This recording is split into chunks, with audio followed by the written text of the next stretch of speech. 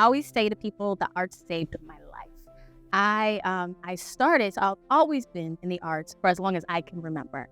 But I started winning writing competitions when I was 10 years old, elementary school. And so at that time, my teacher told my mom, she's like, your daughter really has a talent for the arts. Make sure she goes to the middle school, the interdisciplinary school for arts and communication, so she can really hone her craft. And that's where I got introduced to playwriting, songwriting, acting. I almost did everything but dance, because I can't dance like that. But everything else, every other discipline, I learned it. I was passionate about it. So it literally kind of kept me on a path that really interlocked me into really believing deeply in what the arts can do for people, because I experienced it first. And so because of that, I wanted to give back to other people. I wanted to make sure that people had this pathway through the arts as well. So I think that's kind of what segued me into like administration. I first started working, my very first job. I was 18 years old in college. I went to college in Miami, Florida. And my very first job was in film, working for the WB network as a production assistant. So I started in film, became a talent agent. I started doing like the mic check competitions where locally we would give people a platform at the basketball game. And from there, I was like, oh, I'm locked in. This is what I want to do. But I decided I really wanted to do something with the social service angle to make sure that it's not just trying to get people into the entertainment industry, but that we are educating people. We are, like flipping it to nonprofits and people who are giving back into the community. So that was the beginning of my administration career. It's a full circle story. It really is amazing. I always say, I knew, because I was a performer first. And I knew when I touched the stage, I was supposed to be in the arts. I just knew. It was a spark. I was young. It was like 16 when I first really hit the stage performing. I said, well, this is what I'm supposed to do for the rest of my life.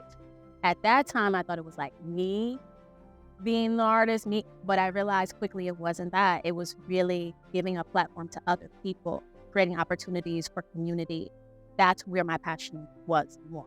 This is a fight I have all the time. And I say a fight because it's really hard to get people to truly understand the impact of the arts.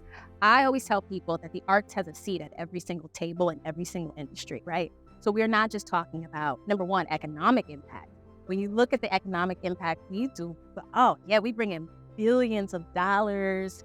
We bring in more than so many other industries that are more mainstream. People understand it, right? Arts, we have a harder time getting people to understand.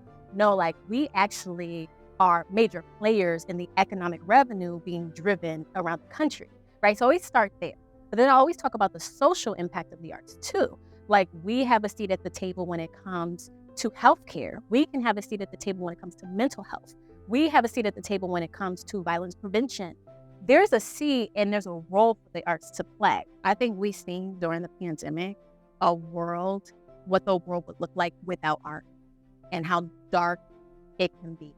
And people who I feel like never understood before the role that really had in their lives. I mean, these are art lovers or people who just enjoy the art. They might not even realize they're enjoying it, right?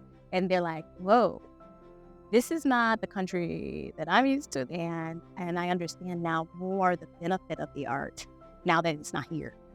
I definitely think the advocacy of, first of all, the positioning of Americans for the arts, allowing us to advocate nationally beyond our scope. Like for me, I'm local, so all of it, but the city or the state, but really being able to broaden that nationally and to connect us. So like I have learned so many other cities, even just being here today, hearing what other people are doing, that's really powerful in its own, because sometimes we're in a bubble and we don't get to share the information. It's very one lens. We don't get to see like that people are in similar situations or learn from our colleagues. So I feel like APTA plays such a great role in really bringing us together and giving us collective power, right? But then also this idea to advocate broadly, to really understand how to advocate to legislators. That's very important. That's not information we get every day, right? So all of that. I feel like APTA is positioned perfectly to really be able to unite the arts in America, right? Like hence the name, the reason for the name. But that's what I really feel like, leaning into that and being able to learn from you all.